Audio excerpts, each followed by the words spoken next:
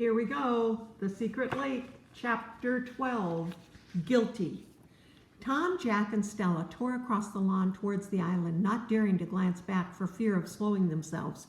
And as they raced through the fading dawn mist, Stella's heart skipped a beat as she glimpsed a group of moles scuttling in a circle by the line of the trees ahead.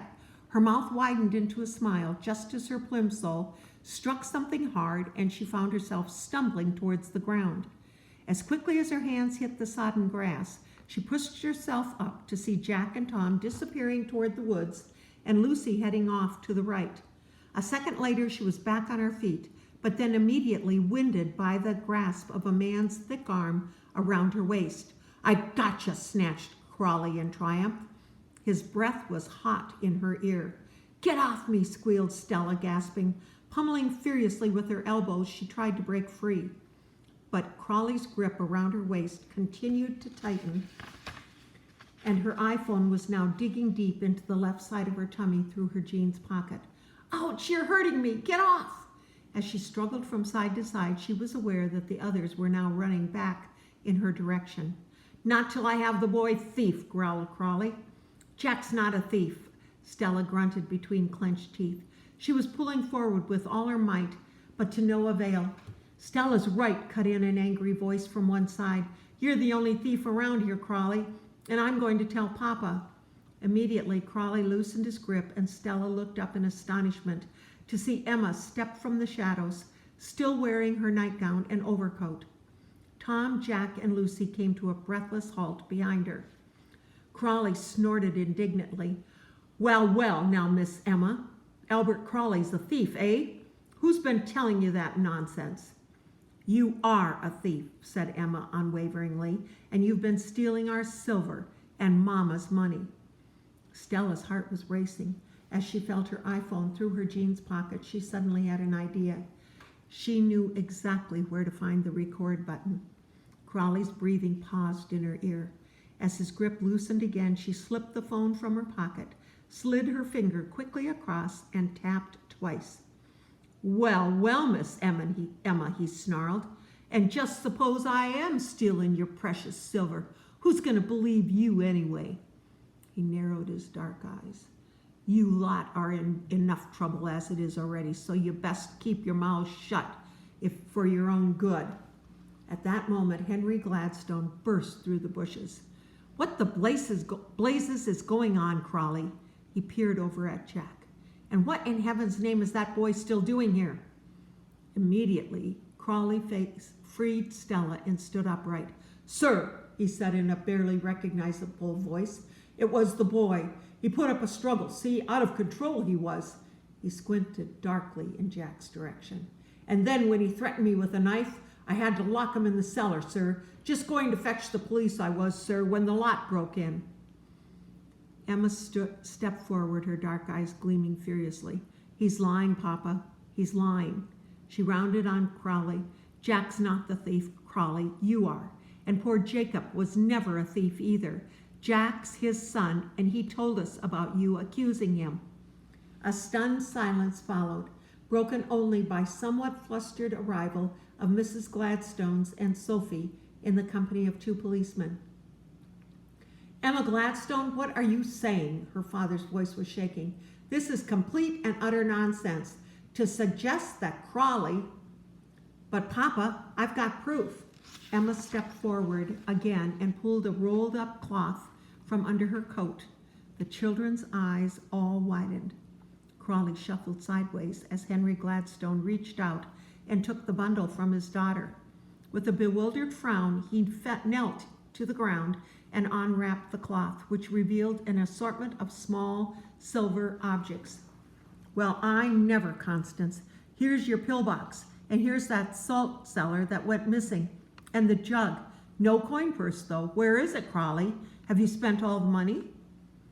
The first policeman stepped forward, quietly positioning himself behind Crawley, who ignored Mr. Gladstone's question and was starting to shift uncomfortably.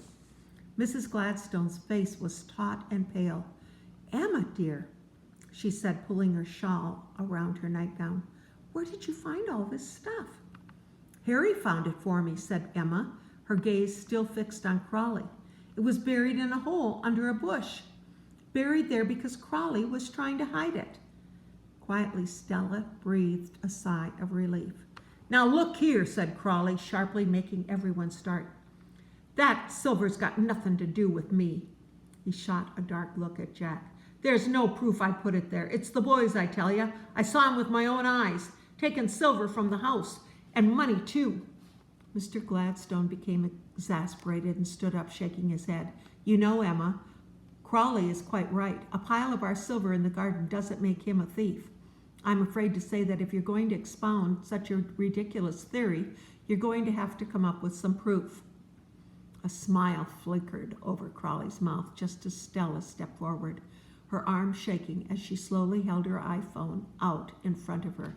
"I've got proof," she said calmly.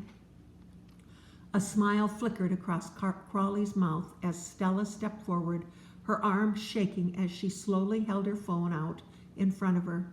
"I've got proof."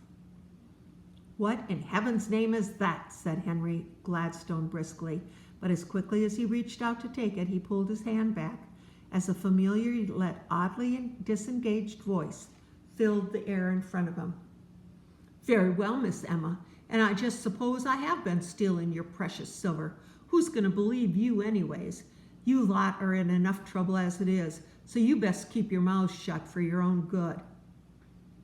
For a few seconds, no one moved, apart from the first policeman, who started furiously scribbling down notes. "What on earth's Crawley doing inside that box?" exclaimed Lucy, saucer-eyed.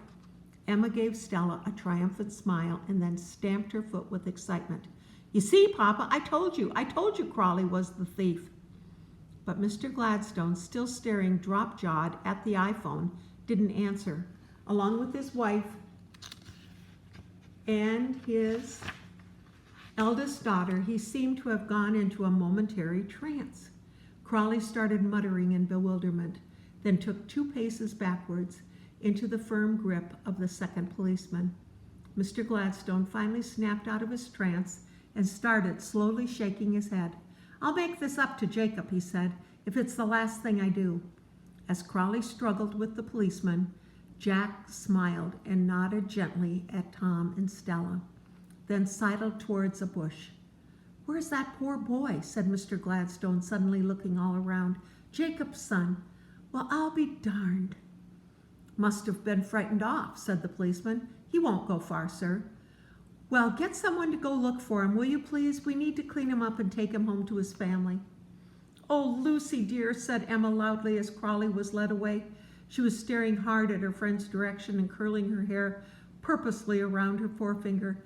"Isn't your uncle's machine from Australia quite wonderful? And to think he had let your cousins bring it with them on their visit to you." As soon as Lucy saw Emma twisting her hair with her fingers, her puzzled frown metamorphosed into a wide smile. Yes, of course, Emma. It's quite unbelievable." She feigned a yawn and tossed her long blonde hair behind her shoulder. "Well, cousins, I think we're all very tired, aren't we? Time for bed, I think." And she slipped her arms through Tom and Stella's, turned them around with her, and frog-marched them off. The end of chapter 12. There are 18 chapters in all.